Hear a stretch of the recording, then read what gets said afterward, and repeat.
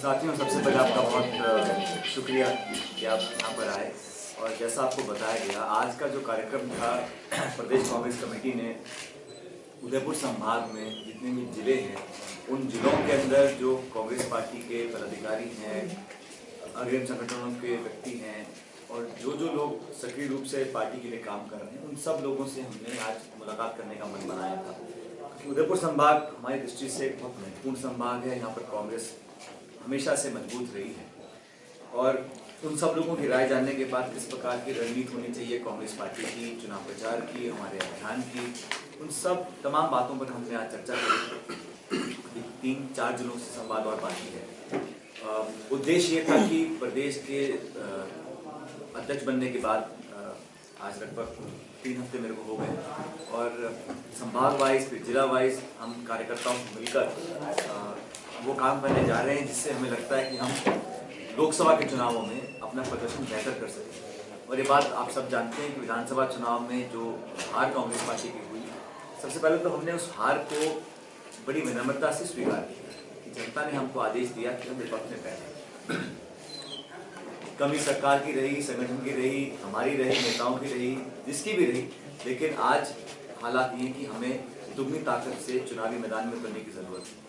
समय कम है, लोकसभा के चुनाव बस अगले माह घोषित हो जाएंगे, इसलिए हम लोगों को समय रहते ही अपने उम्मीदवारों का चयन भी करना है।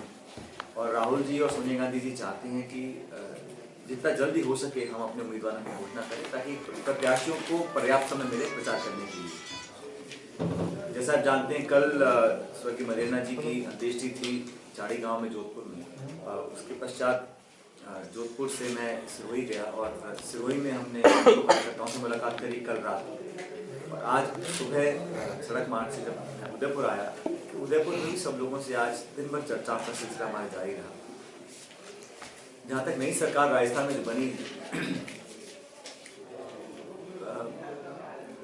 मैंने पहले दिन कहा था जब मैं जयपुर में पदभार ग्रहण कर रहा था कि हम विपक्ष में हैं, मात्र इसलिए हम किसी सरकार की नीति का विरोध नहीं करेंगे। लेकिन पिछले 2-2.5 महीने में जो निकल कर सामने आया वो बहुत ज़्यादा संतोषजनक नहीं है। उदाहरण के तौर पर जिस प्रकार कुछ प्रदेश के मंत्रियों ने ट्रांसफर पोस्टिंग करे अपने परिजनों के, वो बड़ा चर्चा का विषय रहा। और सरकार ने भी महत्वपूर्ण जो हमारी योजनाएं थी, चाहे रिफाइनरी की हो, चाहे जयपुर मेट्रो की हो, उन तमाम योजनाओं पर एक बहुत बड़ा प्रश्न चिन्ह खड़ा कर दिया है।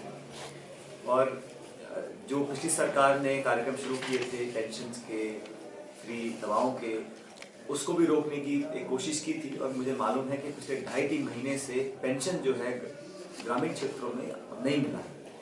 पिछले हफ्ते हमने कांग्रेस पार्टी ने मीटिंग करी और हमारा सबका मन था कि हम सरकार को सचेत करें कि इस प्रकार की जो जन कल्याणकारी योजना है उनको बंद नहीं कर सकते हैं। तो तब एक बयान सरकार की तरफ से आया कि हम दवाइयाँ और पेंशन की योजना बंद नहीं करेंगे।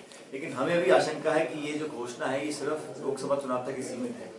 तो कल जयपुर में प्रदेश भर के हमारे कांग्रेस के कार्यकर्ता इकट्ठे होंगे और हम सरकार को सचेत करेंगे कि ये अपनी बात स्पष्ट करें, क्योंकि कल पहला दिन है सत्र का विधानसभा का।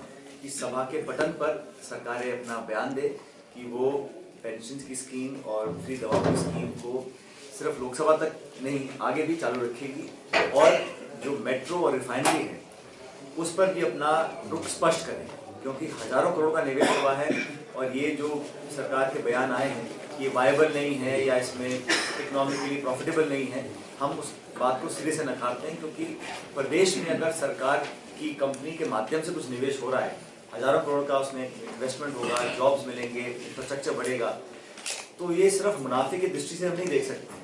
अगर यही बात है तो फिर सारे सरकारी अस्पताल, सारे सरकारी स्कूलों को बंद करना पड़ेगा। तो सत्ता के लिए कभी उन्होंने दौड़ नहीं लगाई। वो अलग बात है कि मोदी साहब पद हासिल करने के लिए तमाम तरह के कॉम्प्रोमाइज़ करने को तैयार हैं।